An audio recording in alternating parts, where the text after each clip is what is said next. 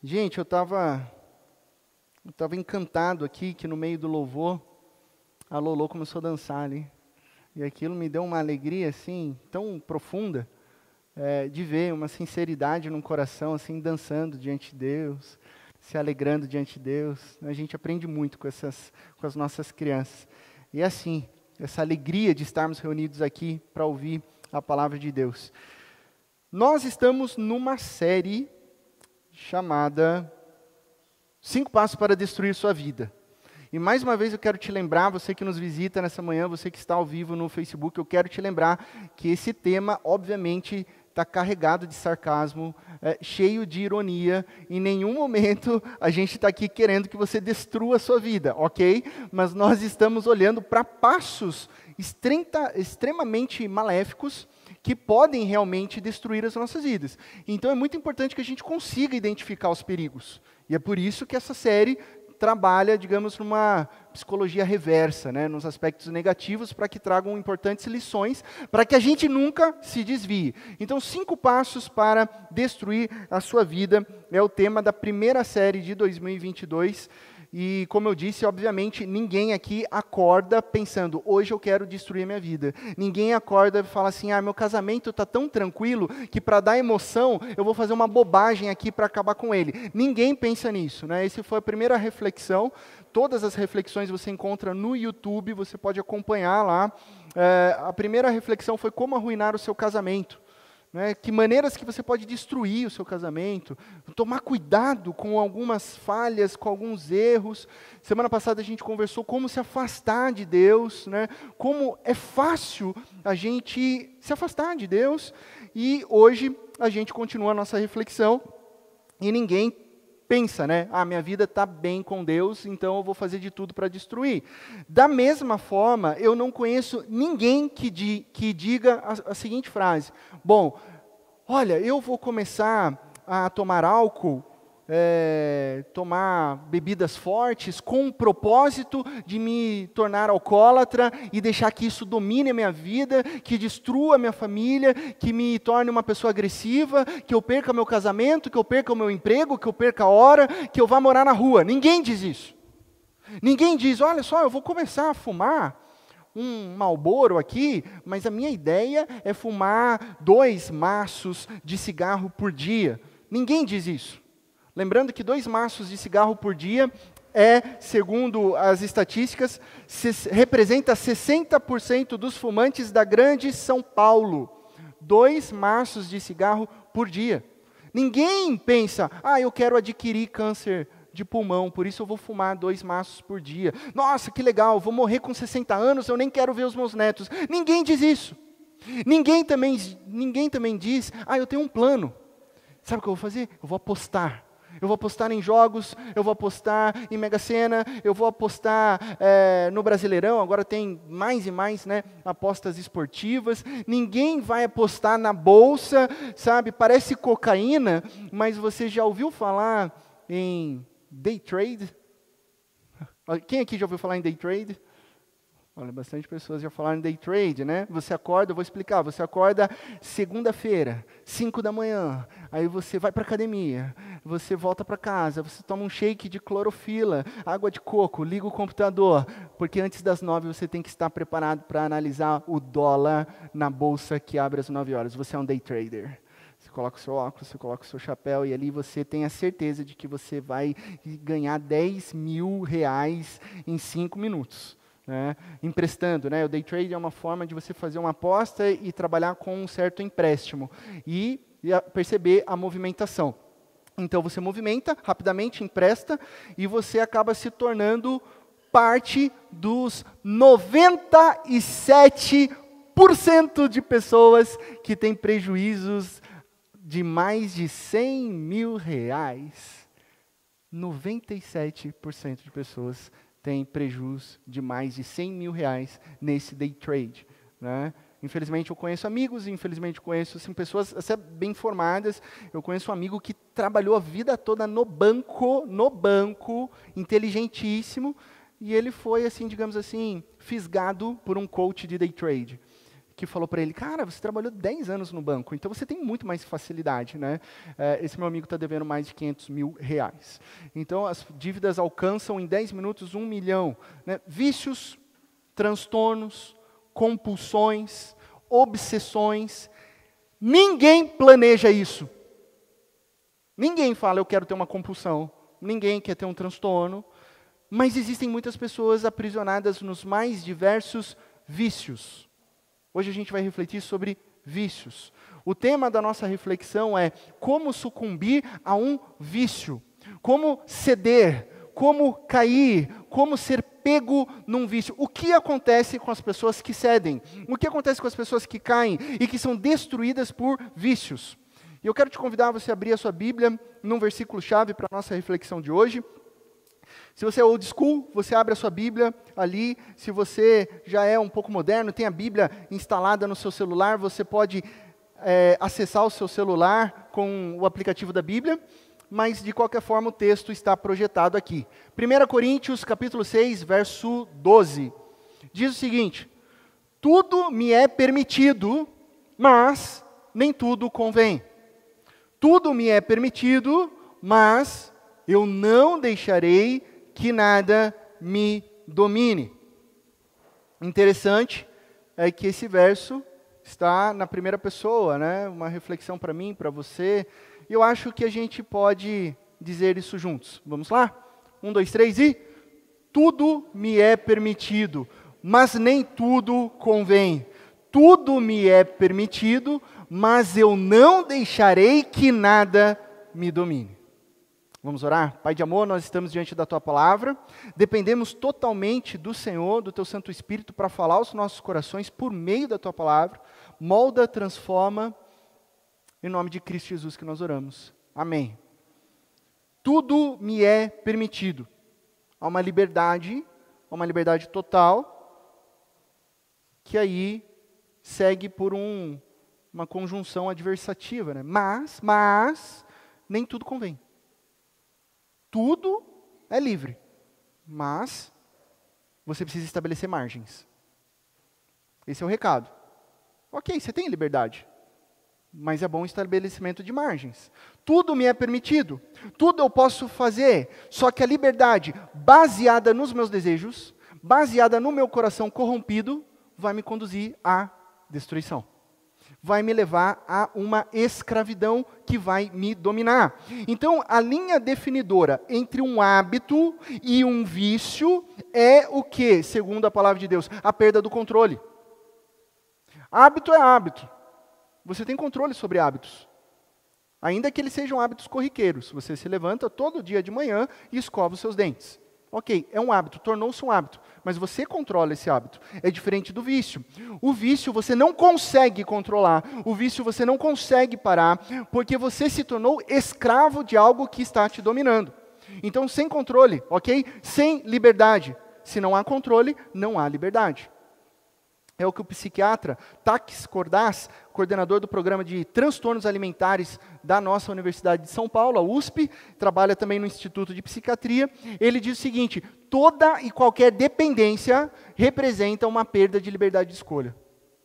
Toda dependência anula a escolha, anula a sua liberdade. Se não há liberdade, há escravidão. Então, sucumbir a um vício, deixar que esse vício te domine, é você saber que você está perdendo a liberdade porque você está sendo dominado por algo. Então, quando o texto bíblico que nós acabamos de ler diz claramente para mim e para você, não deixe que nada te domine, o verbo grego, né, a Bíblia, o Novo Testamento, foi escrita no antigo grego, o grego koiné. A palavrinha que aparece ali é exousiazo, que significa ter controle, ter poder, dominar algo, dominar alguém. Então não deixe, Paulo está dizendo, que algo tenha controle sobre a sua vida.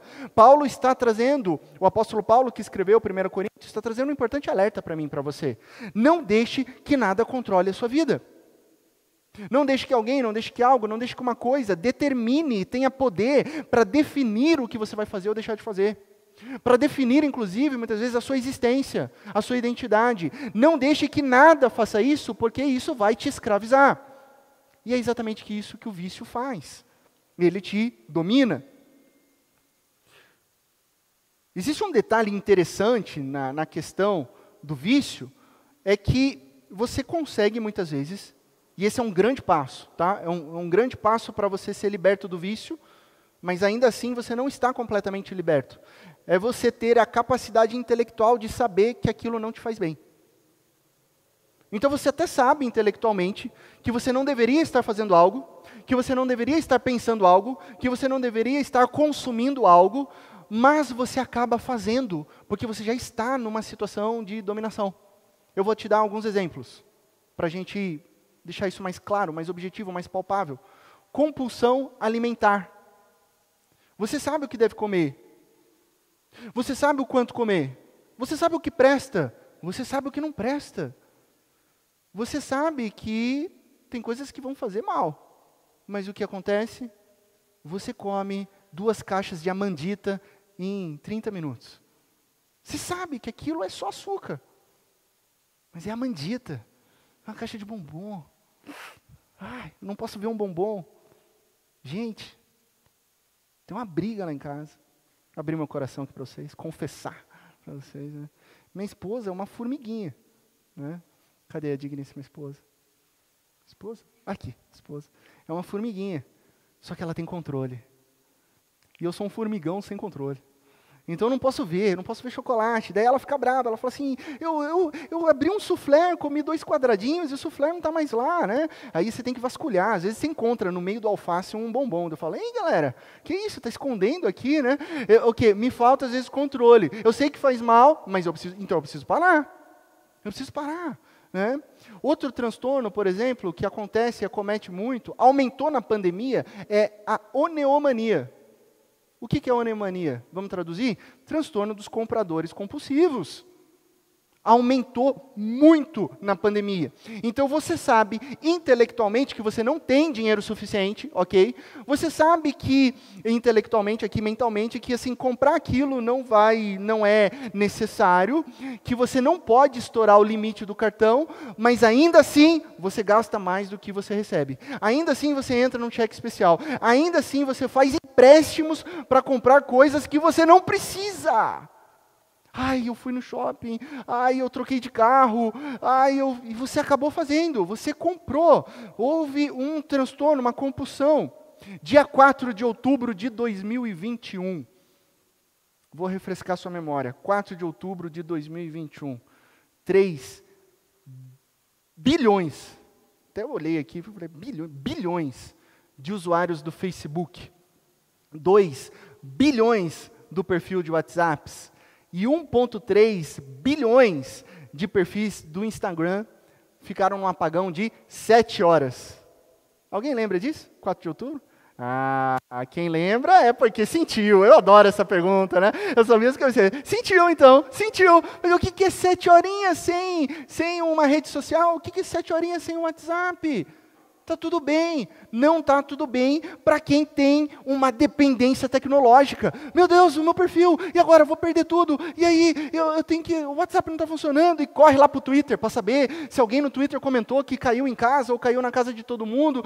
Dependência tecnológica. O psiquiatra Antônio Egídio Nardi, professor da UFRJ, professor titular do Instituto de Pesquisa também lá no Rio de Janeiro, ele diz o seguinte, olha só que interessante, dizem que a internet é a nova cocaína. Prefiro dizer que é uma nova forma de prazer artificial. Ele está falando a mesma coisa, mas está falando sobre prazer, né? A sensação de ganhar uma curtida na rede social é tão boa que leva o indivíduo a querer mais. Compulsão. Daí que ganhar likes pode ser tão viciante quanto consumir drogas. Mesma linha. Por que tudo isso? Por que acontece isso com tantas pessoas? Pode estar acontecendo comigo, com você. Porque muitos de nós estamos dominados, escravizados sob o poder de algo, de alguma coisa. E por isso eu ouso te perguntar, você vai fazer essa reflexão hoje nessa manhã. O que tem te dominado? Faz um exercício de olhar para a sua vida. O que você considera na sua vida que é maior que você mesmo? Que você acha, você diz que pode largar a qualquer momento, mas na verdade você não vive sem, você não consegue desistir. Algo que influencia dominantemente a sua vida, o que é? E pode ser várias coisas. Uma das causas de destruição de casamento e corrupção da mente humana é o vício em pornografia. É o vício em pornografia. Além de ser algo que é um adultério, além de ser um pecado, é algo também que corrompe a sua mente. Você idealiza uma ilusão, algo que não existe e nunca vai acontecer no casamento. Tem pessoas que são viciadas em remédios. Começou tomando um analgésico, começou tomando outro, eu não consigo ficar sem durante o dia. Pessoas têm dificuldades, outras têm dificuldades com drogas ilícitas. Maconha, cocaína e tantas outras que a gente vê por aí. Tem gente que tem dificuldade com apostas. Literalmente apostando. NBA, jogo de Brasileirão, tudo pela internet, gastando dinheiro. Redes sociais, tem pessoas que não conseguem viver sem olhar para a tela. Sofrem se ficar sem a tela, sofrem se ficar sem o celular, ficam desesperadas se perderem o celular. Onde está meu celular? Onde está a minha tela? Jogos de computador também é uma questão viciante. Hoje já existia o pay to play, agora existe o pay to win. Então existem jogos que são desenvolvidos para que você só consiga ganhar se você pôr dinheiro. Pay to win. Você nunca vai ganhar se você não pôr dinheiro. E mesmo que você ponha dinheiro, você recebe um pacote de sorteio. Você vai ter a sorte de ganhar alguma coisa boa ou não. Existem coisas que são aceitáveis socialmente no ambiente de vícios, né? Você fala assim, eu não consigo sobreviver sem aquela dose diária de café. É bonito, né? Legal. É um vício aceitável socialmente, né? Ou você diz algo que assim, é até bonito de dizer, eu trabalho mais de 10 horas. 10 horas por dia trabalhando, eu sou um workaholic. Aí você está destruindo a sua família, você não está prestando atenção. Sua aparência, você se acha a pessoa fora do corpo ideal. Mesmo você tendo 0,3, 0,4 de porcentagem de gordura, você não malha uma vez, você malha 2 vezes ao dia, porque você está assim, viciado nisso. Netflix, entretenimento, né? Netflix, que mal tem Netflix? Ela pode se tornar algo que domina a sua vida. Por falar em Netflix, tem um ponto muito interessante. Ele foi trabalhado num documentário chamado Dilema do Entretenimento, ou Dilema das Redes, algo assim, me fugiu a memória. Mas tem uma frase lá que é o seguinte, como que você chama a pessoa que consome drogas ilícitas? Cocaína, crack, como que você chama a pessoa? Ela é o quê? Oi? Usuário de drogas, ok? E quando você cria um perfil no Netflix, você cria o quê? Um usuário. Usuário. Você tem 4 perfis de usuário de Netflix. Então são as 2 indústrias que utilizam a palavra usuário. A indústria da droga e a indústria de streaming. E aí você fala assim, nossa, coincidência da indústria de streaming? Não seja inocente, não há coincidências no mundo dos games, não há coincidências no mundo do streaming, é tudo pensado mesmo para que você seja um grande usuário da rede de streaming. Então quando a gente identifica o vício, né, a gente dá um passo. A gente consegue observar ali, consequentemente, o que acontece com o viciado. E aí, quando a gente identifica isso, nós estamos identificando, tudo que eu falei até aqui são sintomas, tá? Sintomas. O que é um sintoma? É um comportamento maléfico que vai prejudicar todas as áreas da nossa vida. Então, se você tem um vício em alguma coisa, isso vai prejudicar o seu relacionamento, isso vai prejudicar a sua família, isso vai prejudicar a tua profissão, isso vai prejudicar a sua vida com Deus principalmente, e nós estamos falando de sintomas. Mas se nós estamos diante de um sintoma, a pergunta é, qual que é a raiz do problema? Porque se eu já identifiquei o sintoma, aonde está a raiz? Porque eu quero tratar a raiz. Porque quando você trata a raiz, aí você elimina os sintomas. E eu quero te dizer nessa manhã que a raiz do problema, e guarde isso no seu coração, a raiz do problema é a idolatria. Idolatria. Quando algo ou alguém tem domínio sobre as nossas vidas, nós estamos diante de um falso Deus. De um Deus falso. a quem nós nos rendemos e a quem a gente deixa controlar as nossas vidas. Então, permitir que algo, além de Deus, tenha influência, digamos assim, governadora nas nossas vidas, isso é idolatria. E quando essa coisa seja maléfica ou seja neutra, porque tem coisas que são neutras, mas que sendo mal utilizadas, se tornam maléficas. Quando a gente deixa que isso controle o nosso caminhar, essa coisa se torna um falso Deus, no sentido de que a gente vive para Ele. A gente vive para ser satisfeito nesse falso Deus. Isaías 44, verso 13 ao verso 20, é um texto poético, é um texto conhecido como a poesia que confronta os vícios. Porque olha só que interessante, ele diz o seguinte, o carpinteiro, pensa num carpinteiro mesmo, esse é um texto poético, um carpinteiro mede a madeira com uma linha, faz um esboço com um traçado, ele o modela toscamente com formões, marca com compassos, ele o faz na forma de um homem em toda a sua beleza para que habite num santuário. Ele derruba cedros, talvez apanhe um cipreste ou ainda um carvalho. Ele o deixou crescer entre as árvores da floresta ou plantou um pinheiro e a chuva o fez crescer. É combustível usado para queimar, madeira. Um pouco disso ele apanha e se aquece. Ele acende um fogo e assa um pão.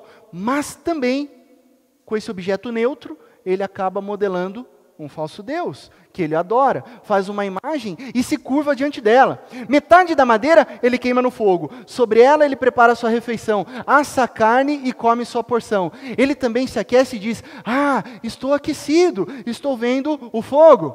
Do restante, ele faz um Deus, seu ídolo.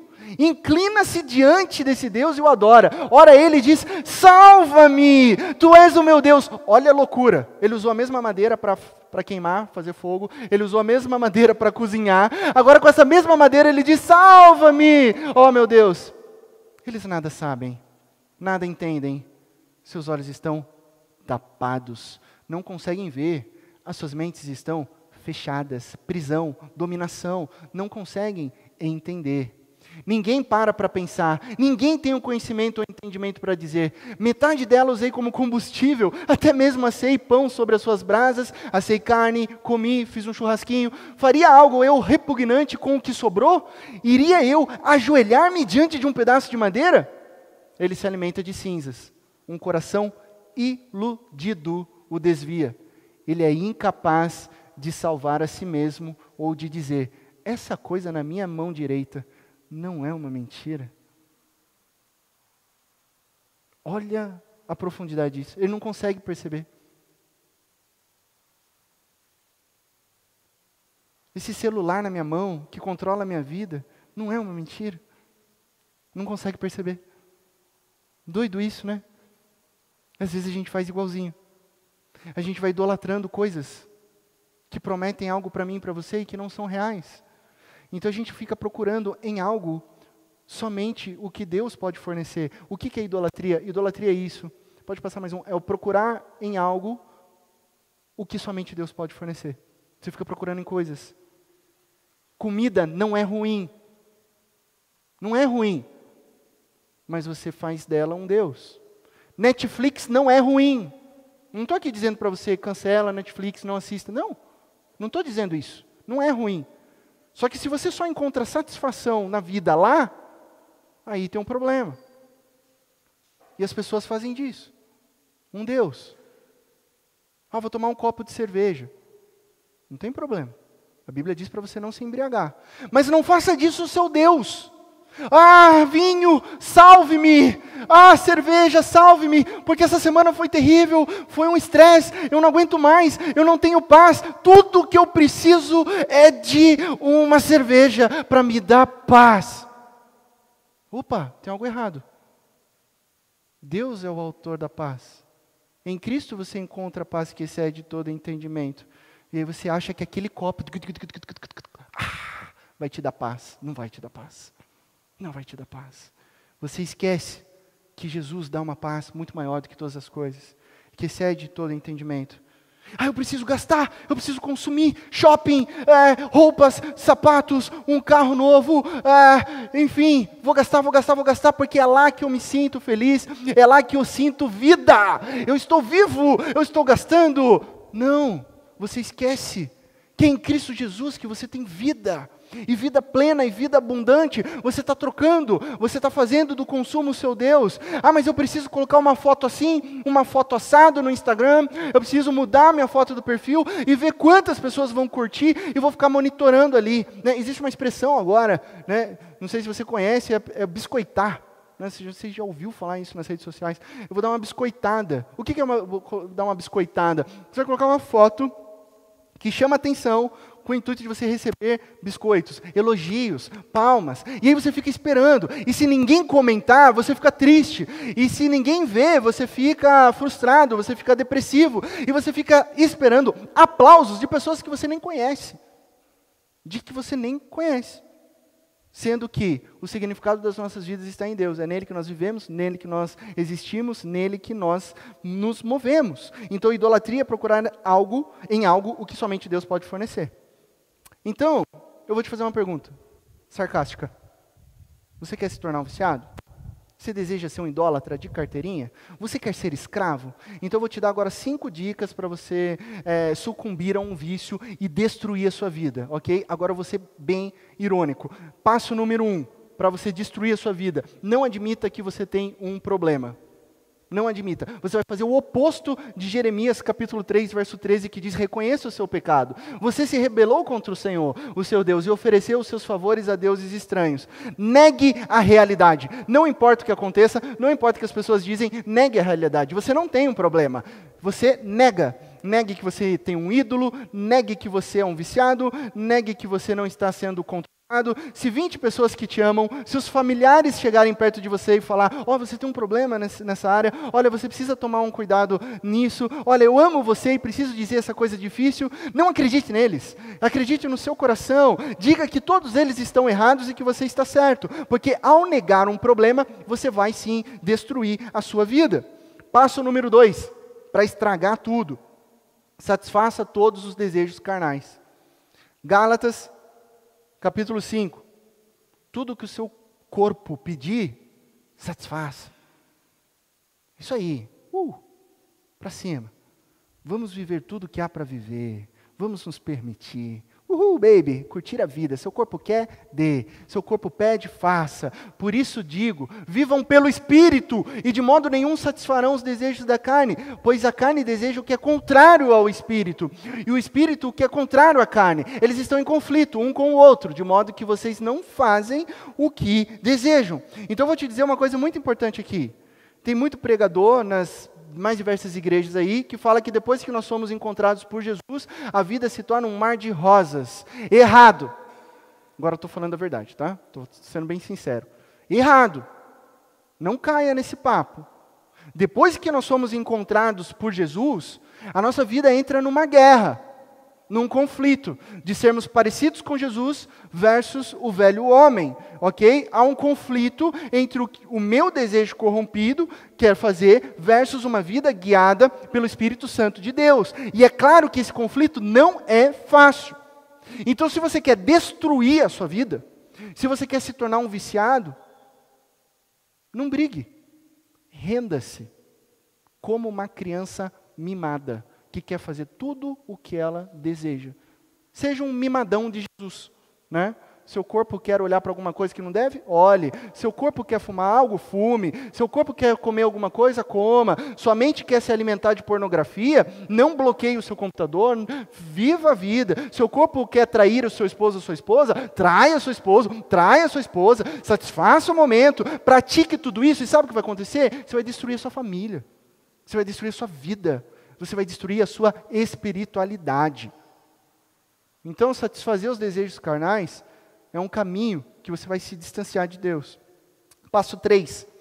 Justifique o seu vício com desculpas. Esse passo aqui, ele sempre está permeando as nossas reflexões. Você deve estar percebendo, né? É você sempre dar aquela desculpa. Você sempre tem uma justificativa legal, assim, para o seu vício, para o seu erro. Certa vez Jesus contou uma parábola lá em Lucas capítulo 14, e Jesus estava fazendo uma dinâmica, um ensinamento, dizendo que o reino de Deus é como um grande banquete onde pessoas são convidadas. E ali Jesus vai explorando e ensinando o que é o banquete do reino de Deus. E aí olha só o que Jesus diz, ele faz convite às pessoas para esse banquete de Jesus, e por incrível que pareça as pessoas dizem não. As pessoas dizem não para o banquete de Jesus. E sabem como elas dizem não? Dessa maneira aqui, versículo 18. Mas eles começaram um por um a apresentar desculpas. O primeiro disse, acabei de comprar uma propriedade e preciso ir vê-la. Por favor, me desculpe. Não vai dar, sabe? Acabei de pegar um terreno lá no Sapezal. Hoje de manhã eu tenho que dar uma olhada lá. Não vai dar para ir na igreja. O outro disse, acabei de comprar 5 juntas de bois e estou indo experimentá-las. Por favor, desculpe-me. Vai ter uma reunião urgente com o meu chefe de trabalho, sabe? Vamos deixar para outra hora isso. Ainda outro disse, acabo de me casar, por isso eu não posso ir. Acabei de casar, olha só que justificativa linda, maravilhosa. Não vai dar, Jesus. Não vai dar. Não vai dar. Desculpas, desculpas, desculpas. E todas essas desculpas com um ar de socialmente aceitáveis, né? Aliás, meu trabalho, a minha herança, minha família, e blá, blá, blá, blá, blá. Nós somos bons em desculpas. Nós somos bons em justificar os nossos vícios. Sabe? Todo mundo faz isso. É só de vez em quando. Eu nem sou viciado. É só uma vez por semana. Sabe o que é? Eu sou uma vítima da minha dinâmica familiar. Nem vou tentar largar eu sou alcoólatra porque meu pai é alcoólatra, meu avô é alcoólatra, então deixa para lá, não vou nem tentar. Sabe o que é, pastor? Eu acabo traindo a minha esposa, porque quando eu tinha 15 anos, o meu pai me levou para uma casa de prostituição. Então foi dessa maneira que eu desenvolvi a vida, sabe? Então, não tem como. Eu consumo. Eu acabo consumindo muito, sabe por quê? Eu trabalhei o mês todo, né? Eu tenho direito. Então, eu mereço. É fruto do meu trabalho. A gente sempre tem uma desculpa. Uma justificativa. Continue justificando. E continue destruindo a sua vida. Tá? Essas desculpas destroem a sua vida. Passo 4. Mantenha seu vício em segredo. Não conte para ninguém. É seu. Né? Faça o oposto do que Provérbios... Olha só o que Provérbios diz para mim e para você. Quem esconde os seus pecados não prospera. Então fique escondendo.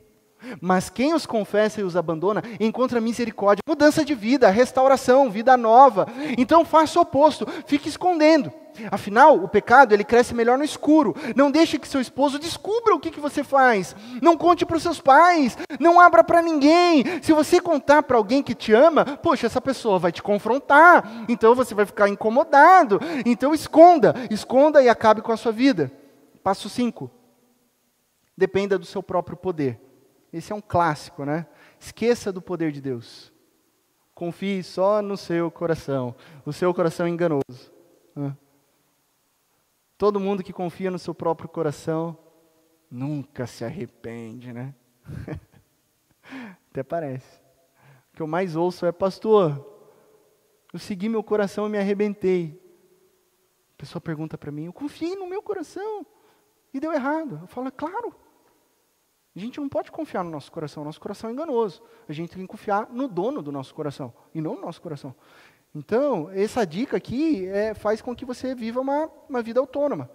Então, esses são 5 passos para você sucumbir a um vício. E que bom que acabou esses 5 passos.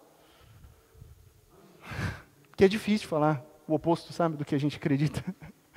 Então, até aqui da pregação, a gente chega esgotado. Semana passada, um jovem perguntou aí para mim, assim, nossa, pastor, a mensagem semana passada foi legal, hein? Bateu forte, né?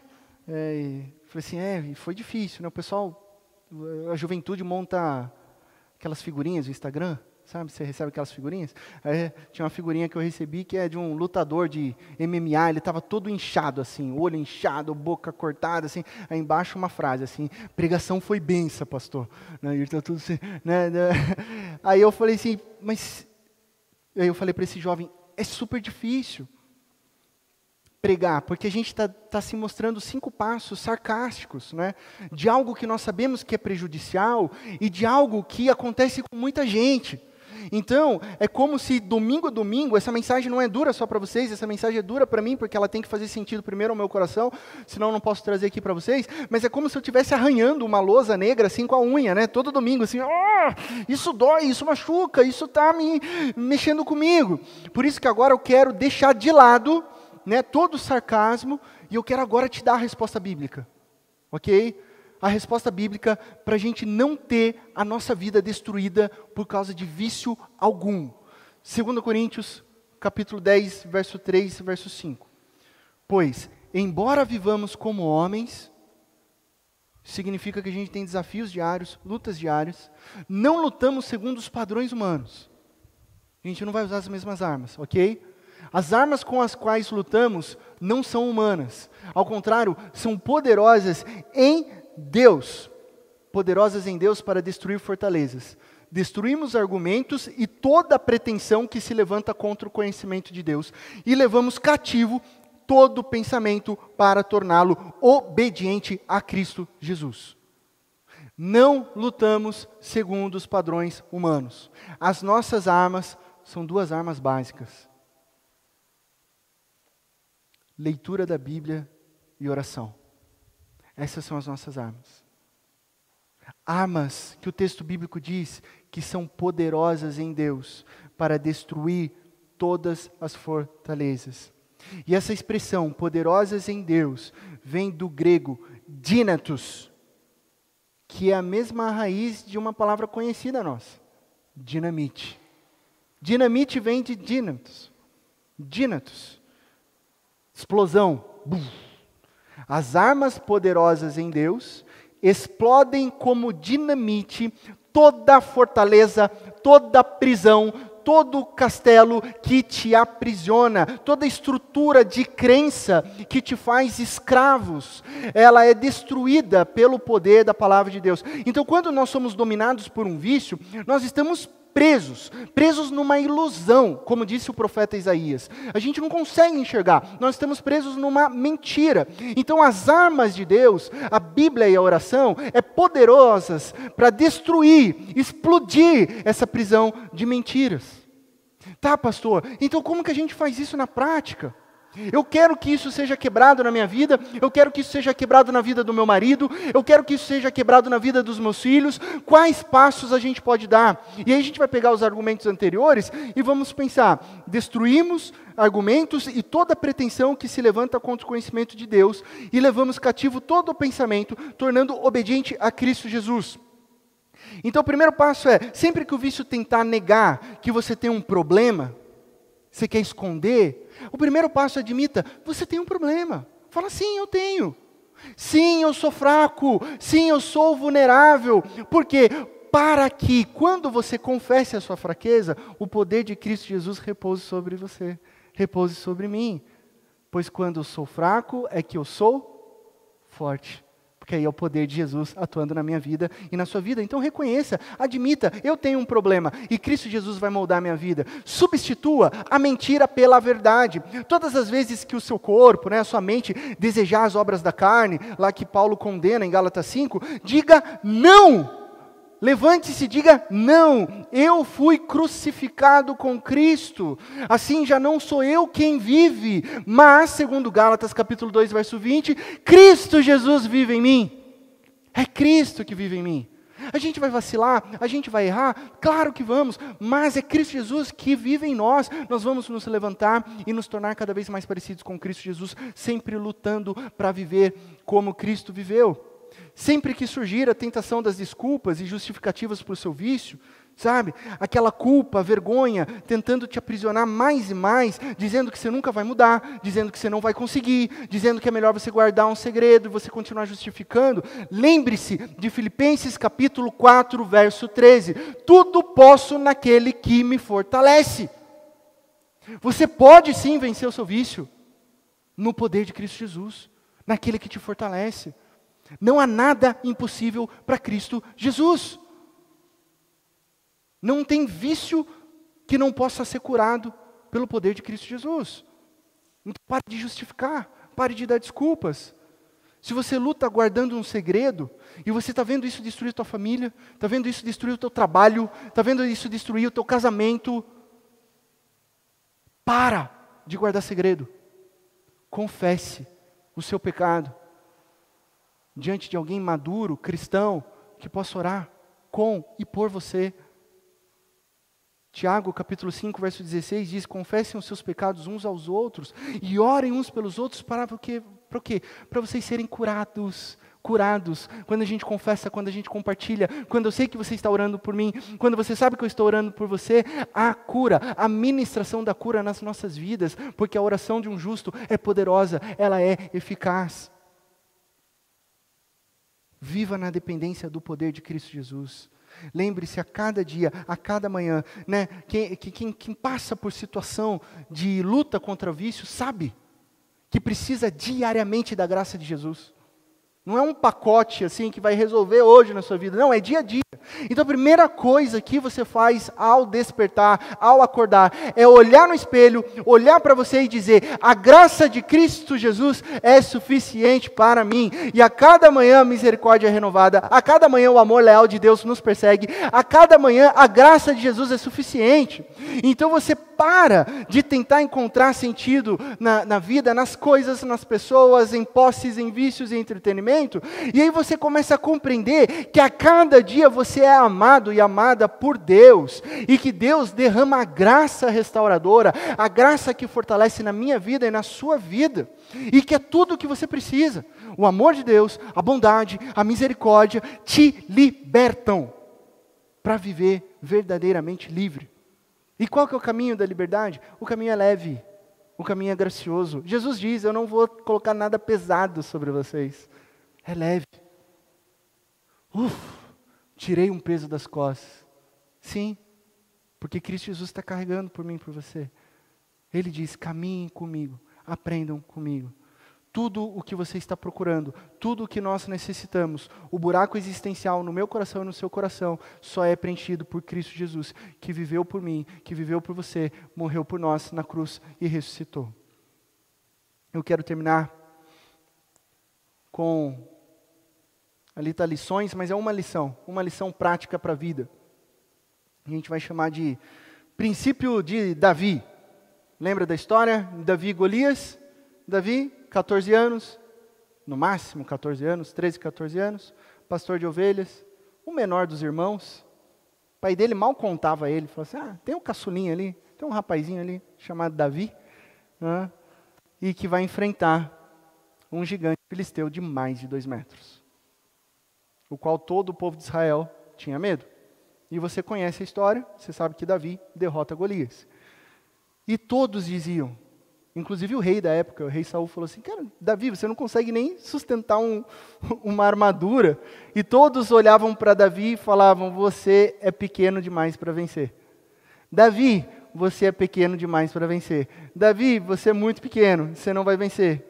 Aí Davi é o único que olha para cima e pensa: só que eu não acho que ele seja grande demais para perder. Esse é o princípio de Davi. As pessoas dizem, talvez você diga para você mesmo que você acha que você é pequeno demais para vencer, mas o que a Bíblia diz é: não há nada que seja grande demais para ser derrubado. Davi estava literalmente diante de um problema. Davi sabia de suas condições. Davi sabia do tamanho dele, Davi sabia da sua idade, Davi sabia do seu desafio. Mas o que Davi fez foi algo incrível. Ele olhou para aquele gigante, não a partir das suas forças. Ele olhou para Golias, não a partir de armas. Ele olhou para Golias a partir do relacionamento que ele tinha, Davi, com Deus. Então quando ele olha para aquele gigante, Davi não está olhando para aquele gigante. Davi está olhando para os céus. De onde vem o nosso socorro? Onde está o nosso Deus? E aí Davi vira para todo mundo e fala: quem é esse? Quem é esse Golias para desafiar o meu Deus, o Deus poderoso e vivo? Essa é a frase de Davi registrada, 1 Samuel capítulo 17. Quem é esse para desafiar o Deus vivo e poderoso? E a partir dessa declaração, Davi derruba o gigante. O que a gente aprende com isso? A maneira como a gente vai enfrentar os nossos vícios. Aqui e agora. Eles são grandes, e você sabe disso. Mas eles não são maiores do que o nosso Deus. Eles não são maiores do que o nosso Deus. Olhe para o que te domina. Olhe para aquilo que você tem lutado, talvez meses, talvez anos, talvez décadas. E você vai dizer: ei, vício, O que você é diante do meu Deus? Quem é você para me dominar? Que bebida, que Facebook, que dinheiro, o que algo pode oferecer que o meu Deus não pode oferecer de maneira melhor e mais abundante? Hoje é o dia em que você diz não para os seus vícios. Hoje é o dia que você diz que nada é tão grande que não possa ser derrubado por Deus, o nosso Senhor, o nosso Salvador. Hoje é o dia em que você deixa de lado uma vida de ilusão para viver o que é real. Eu sei que isso é difícil. Por isso esse passo tem que ser dado por você. Essa é a responsabilidade. Deus, Ele é soberano, mas Ele não anula a nossa responsabilidade no caminhar diário, ok? Esse passo precisa ser dado por mim, por você, na direção de Deus. Você pode continuar vivendo da sua maneira mais disfuncional possível, dominado e indo em destruição. Ou você pode, a partir dessa manhã, viver pelo poder de Deus. Hoje, você pode ser liberto e não ser mais dominado por coisa alguma, para você viver, de fato, livre e guiado pela graça maravilhosa de Deus que está sobre mim e sobre você. Amém? Feche os teus olhos nesse momento. Eu quero te chamar à reflexão. Talvez esse seja um momento de você nomear o seu vício, de você confessar o seu pecado diante de Deus e de dizer: Deus, o Senhor é maior do que os meus vícios. Deus, nessa manhã, eu não deixarei mais ser dominado por nada. Eu quero viver debaixo da tua graça libertadora.